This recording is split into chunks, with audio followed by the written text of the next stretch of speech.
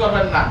আখেরি কালিমা মান ক্বালা আখেরি কালিমা লা ইলাহা ইল্লাল্লাহ ফাদাখালাল জান্নাহ, যে ব্যক্তির শেষ কালিমাটা মনে প্রাণে বিশ্বাস করে যে ব্যক্তি শেষ কালিমাটা লা ইলাহা ইল্লাল্লাহ পড়বে সে দাখালাল জান্নাহ, জান্নাতে প্রবেশ করে। বলুন সুবহানাল্লাহ, বলুন আল্লাহু আকবার। তার মানে আগে করা লাগবে না এমনটি নয়, আগেও শরীয়ত অনুযায়ী চলা লাগবে। আগে দুনিয়ার বাটপাড়ি করবেন, মরার সময় আপনি অটো রেকর্ড করে আপনি যদি কি করেন কালিমা বলেন, কাম হবে না। বাকি সে একদিন হলো কালিমা পড়ে যদি সে মৃত্যুবরণ করে, একদিন হলো সে জান্নাতে যাবে ইনশাআল্লাহ। প্রিয় উপস্থিতি, এই জন্য বলতেছি যে আমাদেরকে মৃত্যুর আগে আমাদের আমরা কালিমা পড়াবো। একবার যদি পড়ে, ওই মুমূর্ষ ব্যক্তি যদি একবার পড়ে এরপরে উনার মৃত্যু যন্ত্রণা শুরু হয়েছে, উনি কিছু বলতে পারছেন না, আপনি তাকে চাপাচাপি করবেন না। তবে আপনি বরাবর করে পড়ছেন, ওই সময় যদি উনি আবার পড়ে কোনো অসুবিধা নাই। তবে একবার পড়ে উনি চুপ থাকলো, আর কিছু বললো না, পড়ে আর দুনিয়াবি কোনো কথাও বলতে পারলো না, তাহলে তার আখেরি কালিমাটা এই কালিমা তাইয়্যিব পড়ে সে ইন্তেকাল করলেন। সুবহানাল্লাহ। মৃত্যুর সময় মৃত্যু সজ্জিত লোকের সামনে এখানে ছেলে মেয়েকে আনে, লোভনীয় কোনো জিনিস আনবেন না। এখানে ছেলে মেয়েকে বহুত বাদ দেখছে, ওখানে যায় হাউ করে কান্না করবেন না। দুনিয়ার দিকে কোনো লোভনীয় কোনো কাজ ওই সময় মৃত্যু সজ্জিত ব্যক্তির সামনে আনবেন না। ওখানে শুধু আখিরাতের লাভ। আমি একটা উদাহরণ দিয়ে বলি, আপনার বাবা ঢাকা যাচ্ছে অথবা হজ করতে যাচ্ছে। এখন আপনি, আপনার মা, আপনার বোন, আপনি সবাই মিলে আপনার বাবার গলা ধরে কান্না করতেছেন, কিন্তু আপনার বাবাকে যখন পাসপোর্টটা ঠিক মতো করে দেওয়া লাগবে, ওখানে কাগজপাতি দেওয়া লাগবে, ওখানে যা কিছু প্রয়োজনগুলো দেওয়া লাগবে, এগুলো আপনারা কিছু দেন না, খালি বাবার গলা ধরে কান্না করতেছেন। যাওয়ার সময় ওখানে ঢাকায় যায় এক হয়রানি হবে, জিদ্দায় যায় আরেক হয়রানি হবে, ওখানে যায় আরেক হয়রানি হবে, হবে কি হবে না? হ্যাঁ। আর আপনার মহব্বতের পরিচয় হলো আপনার বাবার এনআইডি কার্ডটি, এমনকি হজের টিকিটটি, আপনার ট্রেনের টিকিট ইত্যাদি ইত্যাদি কাগজপত্র যা যা লাগবে সব আপনি ঠিক করে দিয়েছেন, আপনি একবারও কান্না করেন নাই। তাহলে মহব্বত কোনটাতে বেশি হলো?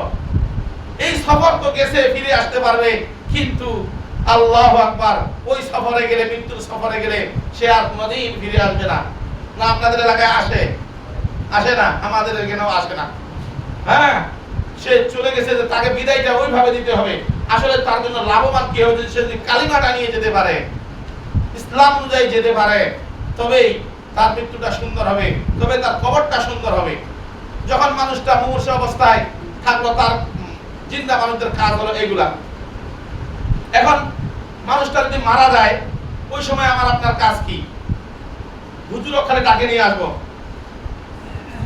না, ওই সময় আমার আপনার কাজ হলো মানুষটা যখন মারা যায়, আজরাইল ওয়াজাআত সাকরাতুল মাউত, আল্লাহু আকবার, মৃত্যু যন্ত্রণা যে কত কঠিন।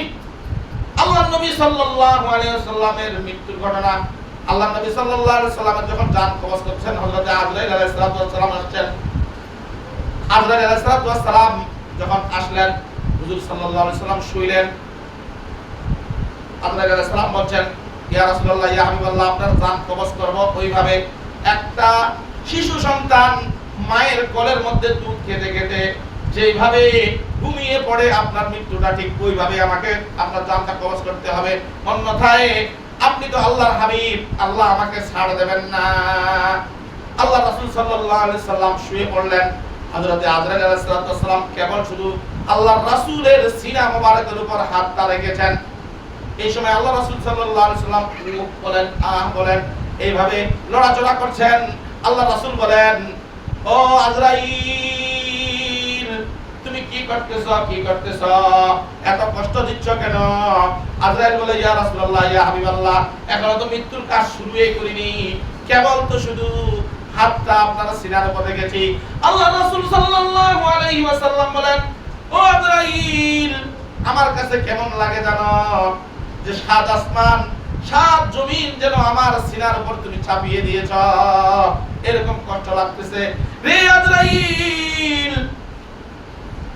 স্বাভাবিক মৃত্যুর যদি এত কষ্ট হয়, তাহলে আমার উম্মতের কি অবস্থা হবে রে আজরাইল? ও আজরাইল, যত কষ্ট আছে সব কষ্ট আমি নবীকে দাও, আমার উম্মতের মৃত্যুর সময় তুমি এত কষ্ট দিও না, এত যন্ত্রণা দিও না। একজন নবীর ইন্তেকালের সময় তার মৃত্যু যন্ত্রণা যদি এত হতে পারে, আমার আপনার কি হতে পারে?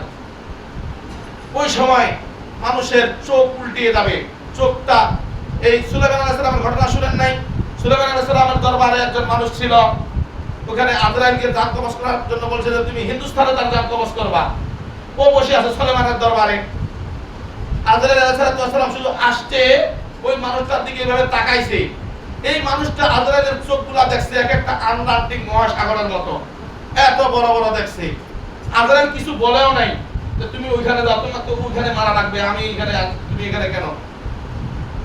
এইভাবে দেখার সাথে সাথে এই মানুষটা ভয়ে সুলাইমান আলাইহিস সালামকে বলছে, তখন নবী সুলাইমান, আপনি আমাকে বাতাসের সাহায্যে হিন্দুস্তানে পৌঁছে দেন, আমি এখানে থাকতে পারবো না। নবী সুলাইমান পাঠালেন, লম্বা ঘটনা শুনতে করলাম। আজরাইল সেখানে গিয়ে তার জান কবজ করলো। শুধু দেখছে তার কলিজার পানি শুকায় গেছে যে আজরাইল এইভাবে আসবে। যদি মানুষটা নেক আমল করে,